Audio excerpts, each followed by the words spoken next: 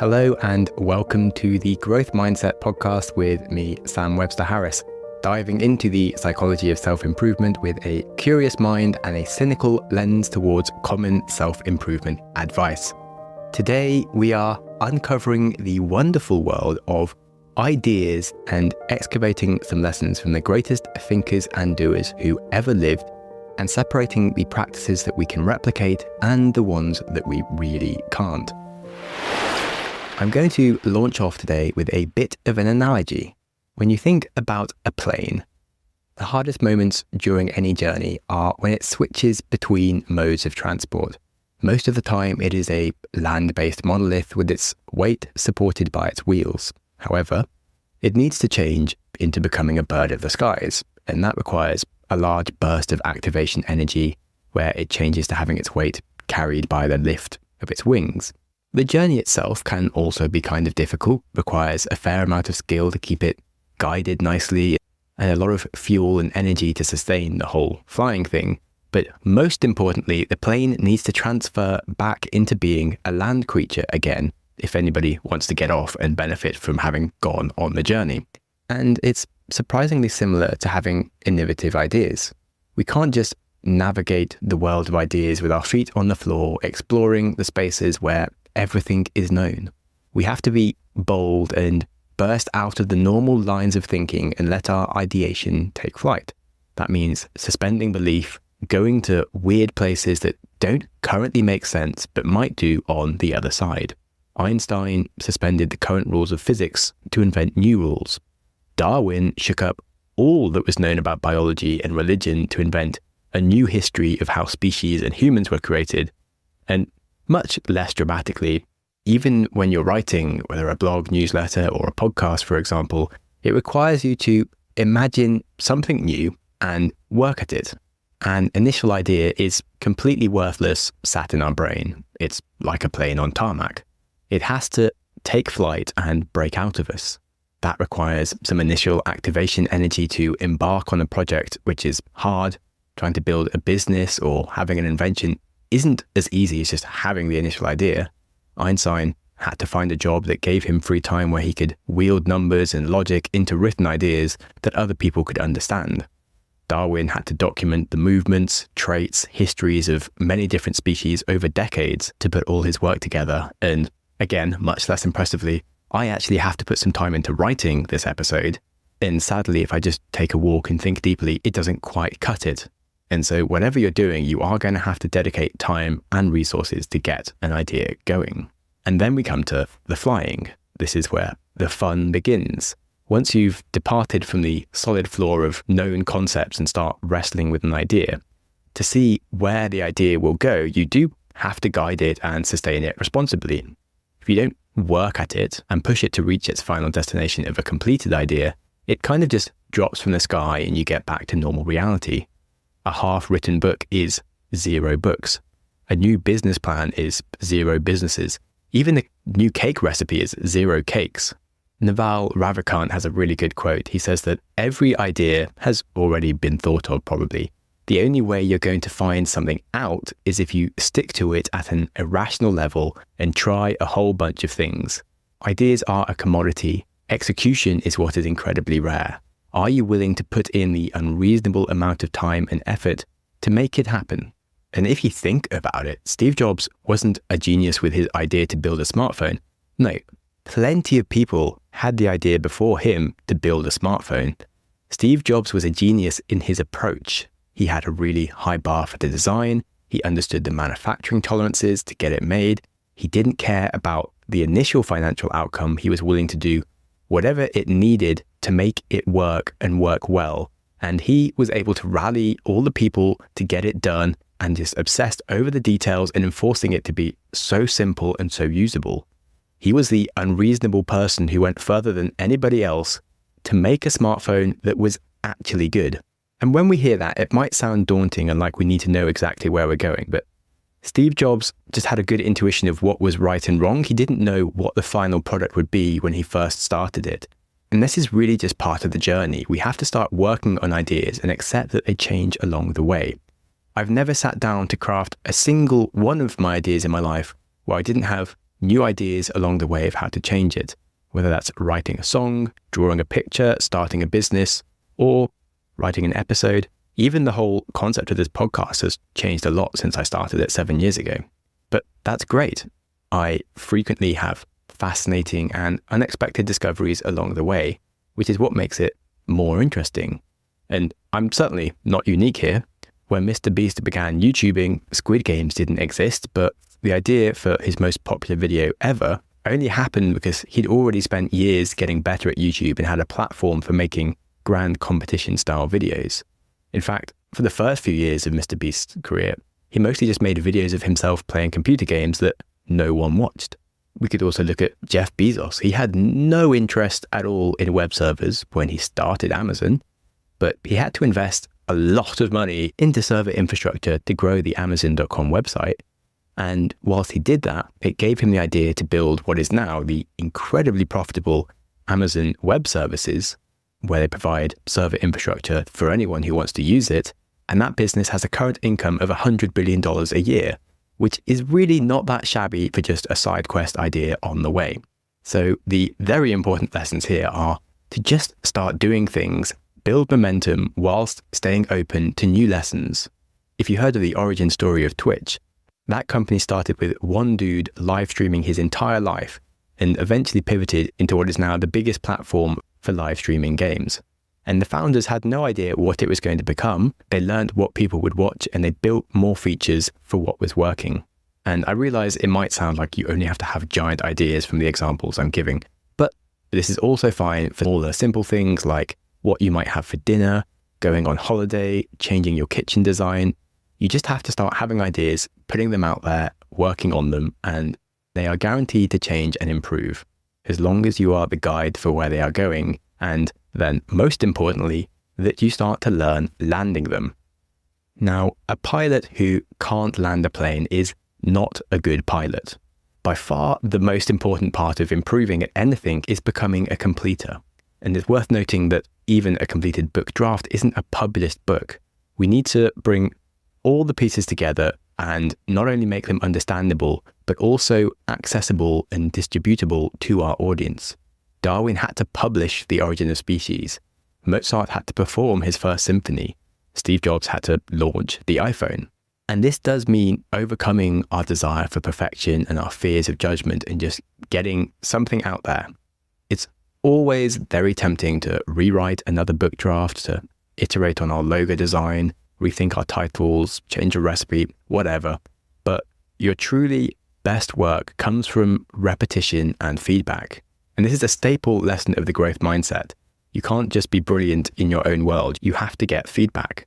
That means getting your ideas out there into the hands of users, readers, eaters, contemporaries.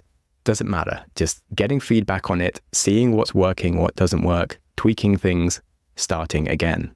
Mark Manson, James Clear, Morgan Housel, they all wrote consistent blogs for years and years whilst picking up on what resonated with their audiences, and they honed their craft, they learned what worked, and from that, they created 3 of the best-selling books of the last decade.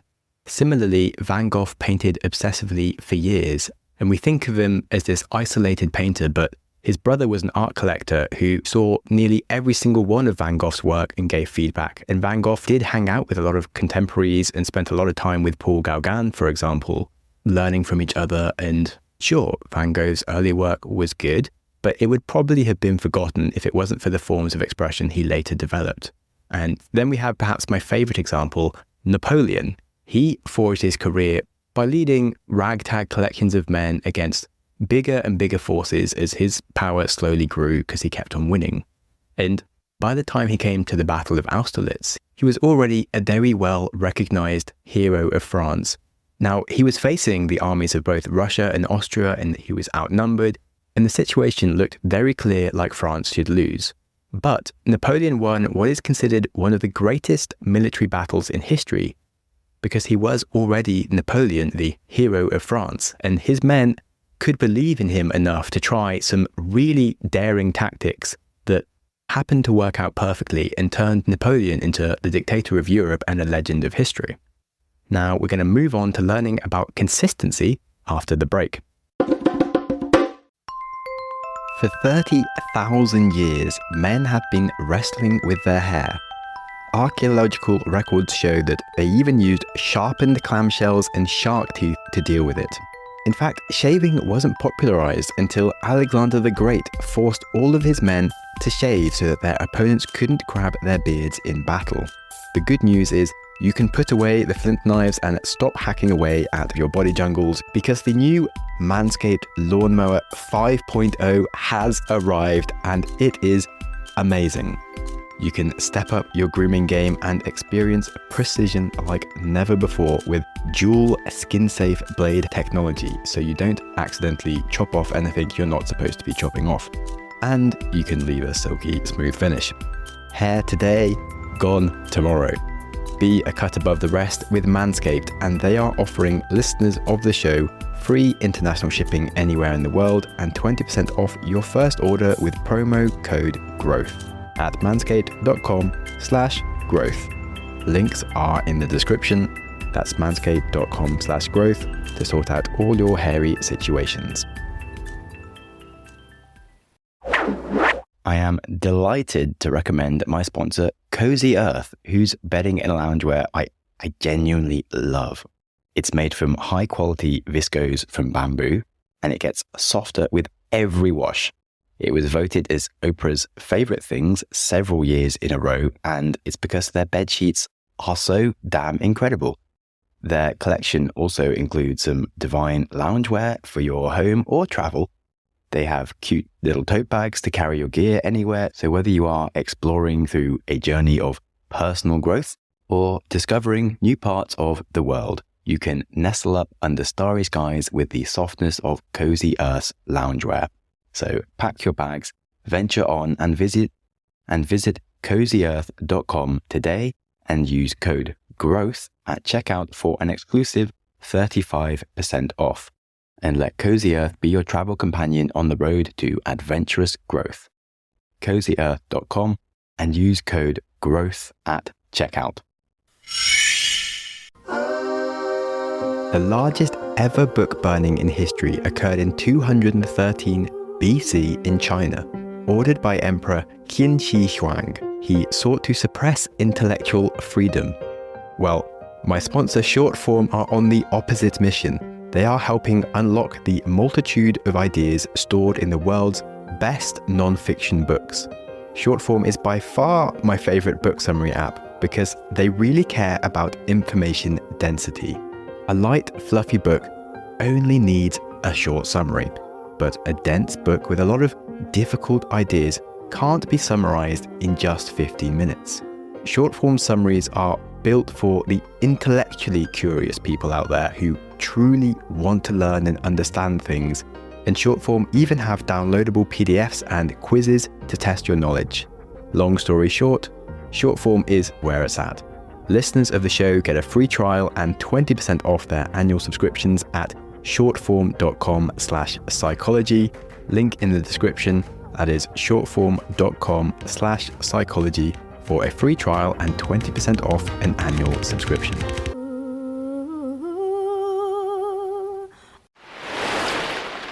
A good pilot is not defined by one flight, but by their career. It's easy to think about those who lead revolutionary change as brilliant thinkers who are just obsessed with their ideas. And we forget that they are great executors. They showed up and delivered consistently time after time after time. And they often did this long before they started the thing we even remembered them for. As the saying goes, it takes 20 years to make an overnight success. Innovators, they don't just venture into bizarre places to think radically. They do put dedicated time and effort into navigating their idea through its journey. As it changes and develops along the way, they carefully control its final descent into its finished form, where it can then rest in public acceptance without any further work needed from them to sustain it. And it's a process. They force the initial weird ideas out of their brain onto paper, and then they work it into reality, and they do it again and again and again. Francis Crick, who won the Nobel Prize for discovering the structure of DNA, says that it is amateurs who have one big, bright, beautiful idea that they can never abandon. Professionals know they have to produce theory after theory before they're likely to hit the jackpot. And it's so natural for us to just fall into the trap of thinking we should wait to have the perfect idea before we risk trying something or it failing. It's a myth, and it's genuinely very destructive to actually getting something done in your life. Ultimately, we need to learn the ropes of having ideas, piloting them, and completing them. We need to do it consistently long before we'll really have our biggest ideas. Steve Jobs had built Apple, the iPod. He'd helped found Pixar before his most memorable achievement of inventing the iPhone that he didn't even invent. Edison, for example, had hundreds of patents before he invented the light bulb, which is the thing he's most famous for. In fact, Edison even created the first ever recorded and played back sound in 1877. That was the year before he invented the light bulb. And what's nuts is that it took until about 1910 before recorded music started to become accessible to humans. And just when I think about that, it always feels so crazy to me that humanity has only had the ability to listen to recorded voices and music for a little over 100 years. In the time of Mozart, even 100 years earlier, you had to be at a concert if you ever wanted to hear music. And I just find it so hard to imagine a world where you can't listen to music. Anyway, that was a random side note. On the subject of side notes, Edison also didn't invent the light bulb as such, as I think about 10 people had invented light bulbs before him, but he made the first usable, mass-producible one that would last quite a long time. Right. Now let's talk about where this leads us into the next topic, which is destiny. If you think of an expert marble sculptor, they can turn a square block of marble into an incredible depiction of the face of Alexander, the hand of God. If they really wish, they could turn it into a penis, which they seem to do frequently. But if you think of an inexperienced carver, they'll likely just make an incoherent mess of anything and often seem to end up creating curiously wonky penises. Anyway, penises aside, the trillions of atoms in the marble block could take any shape. It has no real destiny besides that of the skill level, tools, and current inspiration of the carver, which perhaps is little wonder why there are so many penises immortalized in marble from history. Anyway, I said I was going to stop talking about that, so concentrating. The point here is that it's easy to look at someone's incredible life and think that it was their destiny to be that way, that Einstein or Alexander the Great would always do that thing that we remember them for. And that's like saying a chunk of marble was born to become the face of Alexander. It's kind of an offense to the artist. In reality, someone's life is a result of their skills, tools, current inspirations, and the environment of their times. Einstein, born today, might not even study physics. Perhaps he'd pursue philosophy, music, which are kind of the obvious ideas from other interests in his life, but maybe he'd pursue a career in sailing. Who knows? It's certainly pretty obvious that Alexander the Great wouldn't be uniting Macedonia to invade Persia and India, and Christopher Columbus wouldn't be discovering America. And when we think about this, it's obvious that we can learn lessons from these great people, but we can't replicate their exact process to have impactful ideas when we live in a very different environment with different tools, and each of us likely have different skills and interests. What we can do is we can look at the bigger fundamental truths and commit to taking action to getting our ideas out there, exploring the unknown with an open mind, and then making ourselves come back down to earth with something concrete, even if it isn't perfect. So, of course, I wish you a safe flight with your ideas. And now we're going to have a few notes on some other side quests that relate to the topics that we've been speaking about. Firstly, is your life an idea? I mean, think about it. Napoleon isn't defined by one battle won or lost, and he's not defined by one saucy letter to Josephine. He's actually a concept driven along by the actions of others who make movies about him or talk about him on their podcasts. And so when we think about our life story as, well, the meta idea of our whole existence, the journey it takes is kind of a flight path fueled along by the ideas and actions that we take every day. The trail across the sky in the wake of your actions that thrust you along. And just like those trails across the sky after a plane, our actions fade away over time. Napoleon's army of 500,000 men waded into Russia with their guns blazing, and they slowly froze and starved to death as they plundered anything they could in their wake. until they eventually reached Moscow. A few weeks later, they had to retreat all the way back, which was a bit pointless, and only 10% of them even managed to reach Europe alive. And despite this being a huge ordeal that caused a multitude of personal trauma along the way and land scars, but, it faded. It moved the legend of Napoleon along, but the actions fade and those people who were affected dissolve into history. And when you think about it, it's only the really good stories or useful ideas that stick around if they are worth keeping, like Pythagoras' triangle, because it works. The Sistine Chapel is still around because it is beautiful. And even the month of July is still named after Julius Caesar because we haven't really invented a better calendar. So we've got it, and good for him. Another interesting random idea I have is the concept of tragedy. A great way to land the plane of your life is if you happen to have a very tragic ending. If you have your troubles wrapped into your art and life story and you end up dying like Amy Winehouse or Van Gogh, it adds to the legend. Or would Robert Kennedy, Martin Luther King, or Joan of Arc be as famous if it wasn't for their assassinations? When you die for your principles, that's very, very notable. Would there even be a record of Socrates' teachings if he hadn't died for his principles in such a dramatic and story-worthy style? And of course, perhaps most famously of all those people who died in their prime was Mr. Jesus, who was certainly a rock star of his time and for the last 2,000 years.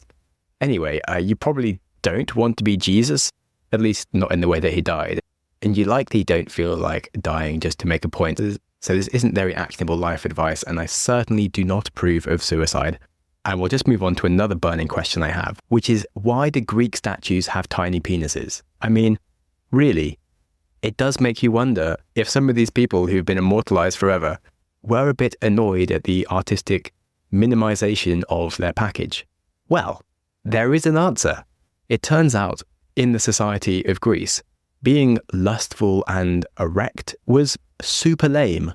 It indicated that you were like a low-key douche, and artistically being given a large package was kind of like the male version of slut-shaming and showing everyone that you were an idiot that couldn't actually think about sensible things because you were just too busy thinking about sex and were just a bit of a cretin. In fact, the smaller your package, the more virtuous and great person you were.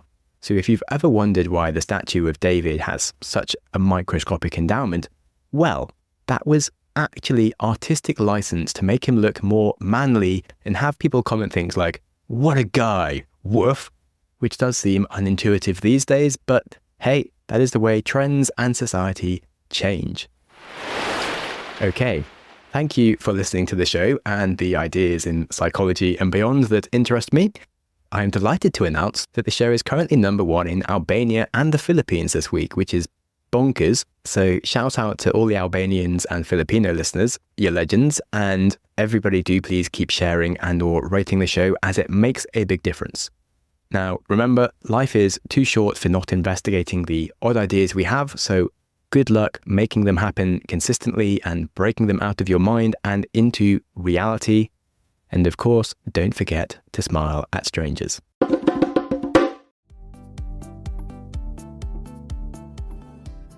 Hi everyone, I'm Ingrid. And I'm Leslie. And we are best friends and hosts of the Declutter Hub podcast. If you feel overwhelmed by the clutter in your home, then you need the Declutter Hub podcast in your life. Our show is the perfect combination of delving into your emotional connection to clutter and suggesting practical how-tos. With a no-nonsense approach and a bit of fun thrown into the mix, we get to the heart of what's holding you back from having a home you're proud of and works like clockwork every day. Listen wherever you get your podcasts or search for the Declutter Hub.